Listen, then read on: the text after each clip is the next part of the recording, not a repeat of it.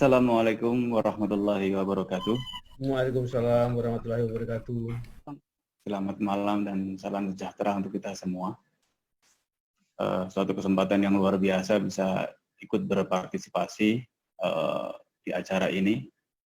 Cukup menarik memang berbicara tentang radikalisme yang tentunya mengandung pro kontra di masyarakat. Karena beberapa kali kegiatan tema radikalisme ini kita dikritik. Karena dianggap tema radikalisme ini oleh beberapa kelompok ini menurutnya menghakimi mereka, lebih kepada katanya seolah-olah yang rajin ibadah, rajin ke tempat ibadah, bahkan mempunyai ciri-ciri khusus itu dianggap sebagai radikal. Padahal radikal ini adalah mereka yang ingin mengganti ideologi bangsa ini dengan ideologi lain yang mereka anti terhadap Pancasila. Dan beberapa tokoh, bahkan beberapa ulama yang saya temuin pun protes. Mereka mengatakan ini menunjuk kami. Tapi ketika saya bertanya, lalu solusi apa yang tepat untuk orang yang anti terhadap Pancasila, yang ingin mengganti negara ini dengan negara khilafah? Sebutan apa yang tepat untuk mereka? Dan beliau-beliau ini tidak bisa menjawab juga, karena ketika saya katakan yang rajin ibadah itu bukan radikal. Yang radikal itu yang anti Pancasila, yang mau mengganti negara dengan negara Islam. Itu. Perkenalkan, saya Ken Setiawan, saya lahir di Kebumen, domisili di Bandar Lampung. Kami dan kawan-kawan membuat organisasi namanya NI Crisis Center sebagai wadah orang-orang yang pernah terjerumus sebuah ideologi yang mengatakan negara Islamik, tapi ternyata tidak untuk memperjuangkan negara Islam. Lanjut.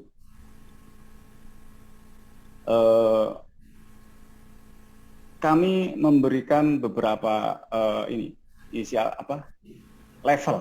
Jadi orang yang radikalisme ini ada tingkatannya. Jadi kalau dalam doktrin kami ada istilah akar, batang, buah. Iman, hijrah, jihad. Kalau masyarakat ada yang bilang asap, api, dan bara. Jadi ada levelnya. Yang pertama adalah akar. Nah, dalam doktrin mereka ada ayat mengatakan bahwa ya ayyuhalladzina amanu wa hajaru wa jahadu. Iman, hijrah, jihad, akar, batang. Akar adalah pondasi atau keimanan versi mereka, atau asap, atau disebut sebagai simpatisan. Akar adalah membenarkan, atau dalam keimanan adalah meyakini. Jadi menurut saya orang yang sudah membenarkan aksi terorisme itu sudah masuk kategori terpapar walaupun hanya sebagai simpatisan. Jadi akar ini adalah pondasi, dan ini yang banyak terjadi di lingkungan kita. Akar ini kalau kita sebut sebagai intoleransi, tidak menerima perbedaan, yang benar hanya dia, yang lain salah. Surga hanya untuk kelompoknya, yang lain divonis mendapatkan neraka. Jadi orang yang sudah membenarkan ini dianggap sebagai pintu gerbang orang akan menjadi seorang yang beriman. Akar atau iman atau asap adalah versi mereka menolak, mengingkari, dan meninggalkan berhala. Jadi kalau kita masih meyakini berhala, dianggap belum beriman alias masih kafir. Berhala versi mereka itu cukup unik, walaupun tidak berani disampaikan di publik, hanya di kelompok-kelompok kecil. Mereka dari kontrakan pindah ke kontrakan, dari kos-kosan pindah ke kos-kosan. Jadi menyampaikan iman ini dibenturkan dengan surat dalam Al-Quran. Jadi mereka katakan ini adalah surat Al-Baqarah. Di dalam surat Al-Baqarah ini ada sebuah cerita Nabi Musa mendapatkan wahyu agar disampaikan kepada umatnya supaya umatnya memotong sapi betina.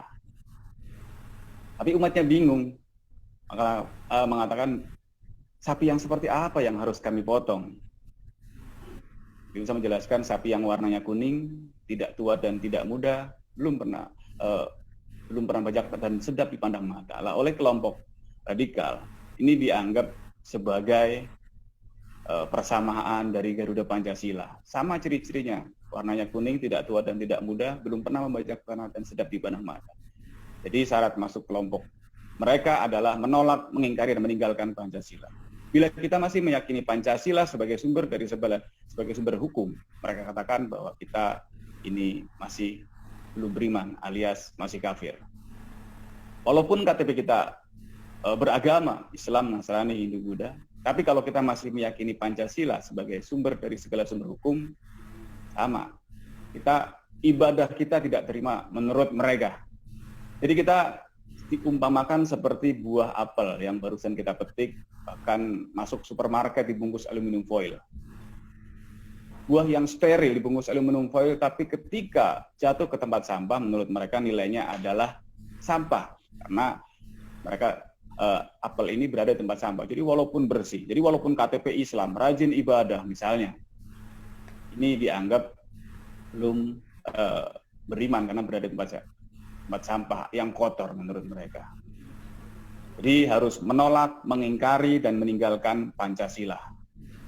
Setelah menolak, mengingkari, dan meninggalkan Pancasila, kita sudah melewati tahap akar atau iman atau asap, yakini, membenarkan apa yang dilakukan oleh pelaku terorisme. Selanjutnya adalah batang atau hijrah. Bila dianggap belum bisa melaksanakan Islam, mereka mencontoh konsep perjuangan Nabi Muhammad dari Mekah ke Madinah, hijrah fisik.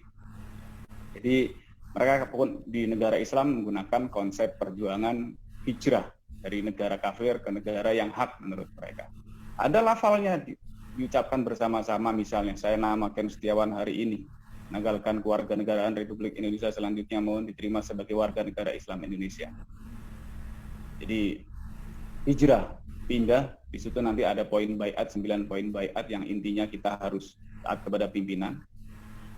Tema hijrah ini pun beragam sekarang, dikemas dalam berbagai cara, karena era medsos ini luar biasa, bahkan bukan hanya kelompok biasa, sampai ala kelompok yang anarko aja ada kelompok hijrah. Jadi hijrah hal yang baik, tapi ketika dilakukan dengan cara yang tidak baik, mengatakan bahwa hijrah negara Indonesia negara kafir harus pindah ke negara Islam atau khilafah Islam, nah itu yang tidak baik. Setelah hijrah nanti ada pergantian nama, biasanya nama-nama kedua, jadi nama-nama Sani, nama RI dianggap nama kafir, jadi, menjadi manusia yang fitrah kembali menurut mereka, suci kembali, masuk sebuah negara baru yang menurut mereka berhukum atau berdasarkan hukum Islam. Selanjutnya adalah jihad, buah atau bara. Jadi telah melewati hijrah atau api, jadi orang ketika sudah beriman membenarkan hijrah itu sudah bergabung, sudah mengajak, sudah merekrut. Selanjutnya adalah jihad. Final dari kelompok mereka adalah berjihad totalitas dalam berjuang. Jadi mereka mengaplikasikan surat inna sholati wa nusuki wa mahyaya wa mamati lillahi rabbil alamin. Salatku, matiku, hidup, semua yang ada padaku itu milik Allah. Allah ada sebuah sistem. Ini adalah sebuah sistem negara. Jadi kalau negara butuh dana, butuh pendukung dari kita, maka kita harus siap memberikan apa yang kita miliki, bahkan apa yang kita cintai. Jihadnya anwal wa anfus, cari duit, cari orang, menegakkan program negara itu adalah bagian dari jihad. Dan finalnya adalah memberikan nyawa kita. Jadi untuk berjihad seperti yang dilakukan oleh kawan-kawan yang melakukan aksi bom bunuh diri yang kelak katanya akan mendapatkan surga tanpa hisab bersama keluarga dan juga bidadari tanpa hisab, luar biasa. Bagaimana selanjutnya perekrutan kelompok radikal? Hari ini cukup modern. Mereka menggunakan media sosial ini luar biasa masif. Mereka hari ini memasuki kalangan milenial, dikemas dengan cara-cara yang bagus. Mereka menggunakan pola-pola organisasi. Anak-anak muda ini ketika diajak organisasi ini sangat berminat, ketertarikan, dan biasanya menggunakan pola-pola screening. Screening seperti apa? Pendekatan satu korban biasanya menggunakan 5 perekrut. Jadi bahasa kita dulu istilahnya dangdutan. Jadi korbannya laki-laki yang rekrut perempuan cantik. Korbannya misalnya kuliah swasta yang rekrut kuliah negeri. Korbannya suka fotografi misalnya. Nanti kita akan persiapan 5 orang lawan jenis yang suka fotografi. Jadi mereka menggunakan pengkondisian. Jadi ini yang dikatakan ke masyarakat sebagai mungkin cuci otak. Mereka ini menggunakan pengkondisian supaya korban ini terjebak. Misalnya, satu orang ini membawa kucing Anggora, ketemu dengan 5 orang yang di jalan pengen memiliki karena kucing Anggora mau dijual. Satu orang mengatakan yang pertama, "Wih, anjingnya bagus." "Bukan, ini kucing Anggora." Orang kedua mengatakan, "Berapa itu harga anjingnya?" Sampai kelima mengatakan ini adalah anjing. Akhirnya yang punya kucing Anggora ragu, jangan-jangan ini anjing, karena semua orang mengatakan anjing. Jadi pertama adalah masuk ke dunia baru, dikondisikan sedemikian rupa, lalu diputus komunikasi. Nggak boleh ngomong siapa-siapa bahwa ini adalah berita Muhammad. Sama ketika zaman dulu Nabi Muhammad ingin berdakwah di Mekah, di dalam kondisi jahiliyah, ketika bin Abu Jahal akan mendapatkan penekanan, dianggap sebagai tukang sihir, bahkan dilemparin batu sampai berdarah-darah. Kalau bahasa sekarang, kalau mau berbicara tentang negara Islam nanti akan dianggap sebagai teroris misalnya. Nah, mereka tidak mau bicara kepada orang lain selain yang diincar, termasuk keluarga dan teman dekatnya. Mereka akan bicara pada orang-orang yang dituju, yang disasar. Jadi luar biasa pendekatan-pendekatan mereka. Selanjutnya setelah didekati, perekrut nanti akan dibaiat, terus ada pembinaan lanjutan. Selanjutnya nanti mereka punya tugas dalam perjuangan, bentuknya penggalangan dana, jadi mereka juga menghalalkan segala cara, karena dianggap hari ini adalah kondisi perang. Lah ini yang juga banyak terjadi di kalangan teman-teman yang tiba-tiba kehilangan barang, kamera digital, nabrakin motor. Ini masih sampai hari ini ternyata laporan dari kami cukup banyak, karena pergerakan mereka memang kelihatannya senyap, tapi ternyata mereka cukup masif, bahkan mereka sekarang membuat sentra-sentra ekonomi, bikin lembaga keuangan dalam bentuk kooperasi. Mereka bikin yayasan-yayasan yatim piatu yang tersebar di mana sebagai jaring untuk merekrutan anggota baru. Mereka juga ada pelatihan, beberapa daerah sudah punya ada namanya kampung muslim, ada kampung khilafah, dan perampokan juga terjadi, dianggap harta orang lain ini adalah dalam kondisi perang, di luar kelompok mereka adalah kafir. Jadi ada istilah fa'i, boleh diambil. Jadi kita anggap itu adalah harta rampasan perang, jadi boleh dipakai untuk perjuangan. Terus pembunuhan, bom bunuh diri, final dari gerakan mereka adalah aksi yang menurut mereka tadi akan mendapatkan 70 bidadari dan surga tanpa hisab bersama keluarga. Bagaimana selanjutnya? Bagaimana peta? Ini hanya garis yang sifatnya lokal. Jadi hampir semua kalau yang lokal di Indonesia sumbernya adalah negara Islam Indonesia yang dulu pernah diproklamirkan oleh Kartosuwiro 1949. Namun di lapangan ketika Kartosuwiro sudah meninggal, pergerakan mereka pecah dan masing-masing kelompok mempunyai pemimpin masing-masing. Ada komandan wilayah 1, komandan wilayah 2 sampai komandan wilayah 9. Dan masing-masing komandan juga cukup eksis, dan yang paling fenomenal adalah komandan wilayah 2 yang dipimpin oleh Abu Bakar Basir dan Abdullah Sungkar, ini yang bermigrasi menjadi CI. Itu Syekh Nasir Abbas nanti yang menjelaskan tentang CI. Hampir semua kelompok ini sekarang ada di masyarakat. Bahkan mereka sekarang metamorfosis dengan nama-nama organisasi yang kegiatannya positif. Mungkin masih kenal dengan Gavatar. Sekarang mereka ada NKRI, Negara Khilafah Rasyidah Islamiyah, ada di NCAD, ada MIT, ada ini beberapa nama tidak saya tuliskan semua. Intinya mereka sekarang menggunakan konsep musuh bersama. Apapun namanya, walaupun dari latar belakang yang berbeda, yang penting kita sama-sama punya musuh pemerintah, tauhid, berhala. Mereka hari ini kita bersatu dalam aksi. Lanjut. Bagaimana mengidentifikasi orang-orang yang sudah terradikalisasi? Ciri-cirinya tadi yang pertama, ketika sudah iman, mereka membenarkan, masif menyampaikan bahwa negara ini tauhid, negara ini salah, pokoknya yang benar hanya mereka. Satu-satunya adalah solusinya negara Islam atau khilafah Islam. Mereka akan terjadi penyimpangan perilaku. Mereka hidupnya mendua, dan biasanya anak-anak ini menjadi pendiam karena biasanya menjadi pribadi yang mendua ketika di dalam kelompok. mereka harus merahasiakan materi yang didapat. Sementara ketika biasanya pulang ke rumah seorang pelajar dan mahasiswa ditanya, kok pulang malam terus? Kemarin dikasih duit, kok minta lagi lah. Ini kadang-kadang yang tidak bicara, mau bicara kepada keluarga ditekan sendiri, yang akhirnya banyak kasus anak meninggalkan keluarga, meninggalkan sekolah, pekerjaan, karena kegiatan yang intens. Mereka seperti robot, jadi ketika komunikasi dengan pimpinan, ada perintah, mereka kapan saja harus berangkat. Lanjut, bagaimana cara mencegah? Nah, ini penting karena hari ini untuk pencegahan memang sangat-sangat menurut saya minim, sedangkan gerakan mereka itu sangat masif, baik di dunia nyata maupun dunia maya. Mereka memang kelihatannya nggak banyak, tapi karena mereka masif dan terorganisasi, mereka sangat-sangat dalam menyampaikan ini nggak mengalah super noted, apalagi di grup-grup WhatsApp misalnya. Mereka juga menyebarkan materi-materi bagaimana supaya kita anti terhadap pemerintah, anti terhadap negara, semuanya salah. Nah, ini menurut mereka satu-satunya solusi. Pokoknya kalau nggak solusinya adalah negara Islam khilafah, tidak. Nah, ini yang menurut kita harus waspadai. Kita harus sarankan kepada masyarakat agar mempelajari agama dengan paripurna kepada ahlinya. Hari ini banyak, kalau kita katakan bahwa banyak ulama yang kita kategori sebagai ulama suku atau ulama jahat. Kalau kita mengingat sejarah, kita ada mengenal namanya Ibnu Maljum, orang yang membunuh Sayyidina Ali, yang terkenal rajin ibadahnya. Seorang ulama pada saat itu, bahkan siang malam hidupnya untuk beribadah.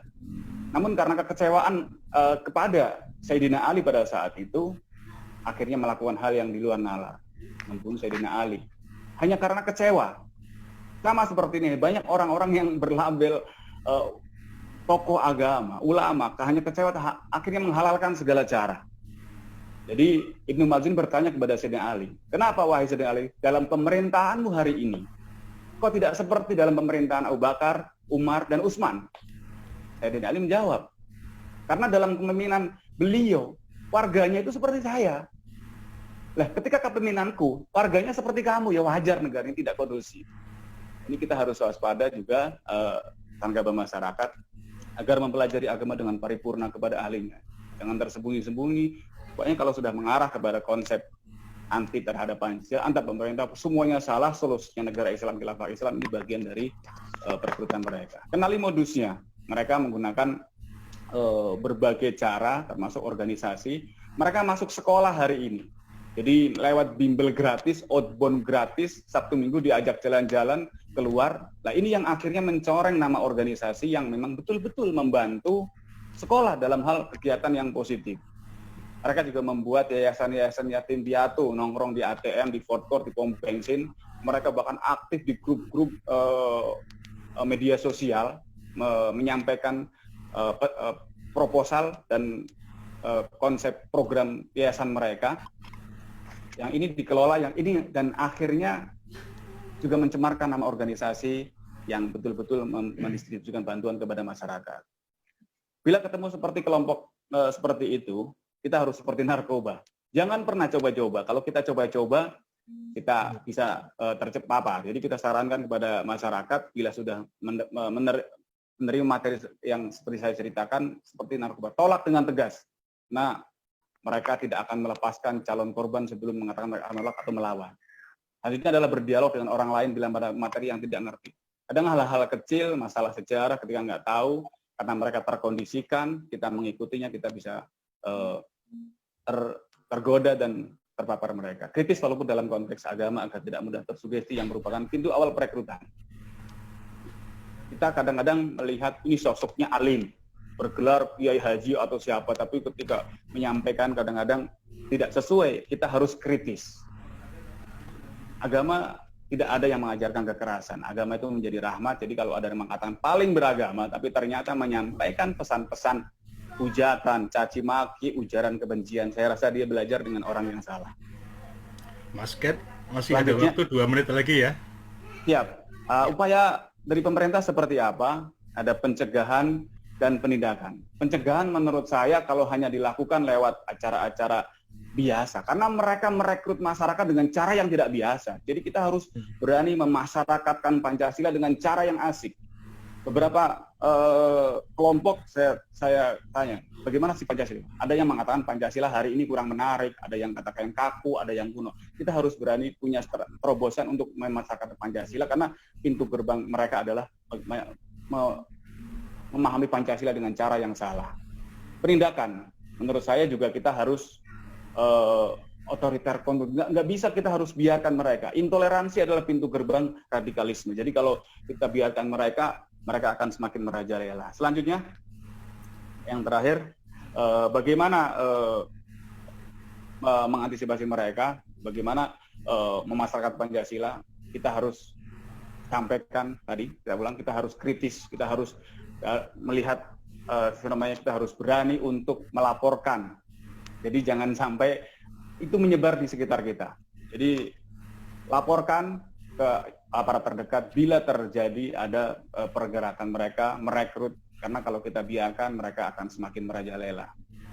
Jadi kita harus nasionalisme. Artinya apa? Nasionalisme adalah merasa terancam. Dan kalau mau jujur, hari ini kita sudah terkepung dari segala penjuru. Bukan hanya radikalisme, narkopornografi. Dan yang paling masif hari ini di mana? Hari ini menurut saya ini adalah sudah mengatakan bom waktu. Jadi sudah targetnya yang prematur, tapi targetnya mungkin bisa jadi 2024. Tapi hari ini mereka punya kesempatan untuk turun bersama-sama. Nah, ini harus kita bahas. Ini bom waktu. Jadi mereka bersama-sama menjadikan kita semua yang toleran menjadi musuh bersama. Jadi kalau kita hanya diam, kita ibarat lari kalah jauh. Jadi nasionalisme adalah merasa terancam, dan bentuk bela negara kita adalah berbuat sesuatu sesuai bidang yang kita bisa. Jadi bentengi diri dan keluarga dan sekitar lingkungan dari bahaya radikalisme. Itu mungkin dari saya. Kontak saya ada WhatsApp di terakhir. Silakan barangkali ada yang mau share atau mau kita berbagi tentang pengalaman, atau barangkali kawan-kawan aja pernah juga yang terrekrut, insya Allah kita bisa berdialog. Itu mungkin pembuka dari saya. Bila ada salah, mohon maaf. Bila taufiq wal hidayah. Wassalamualaikum warahmatullahi wabarakatuh.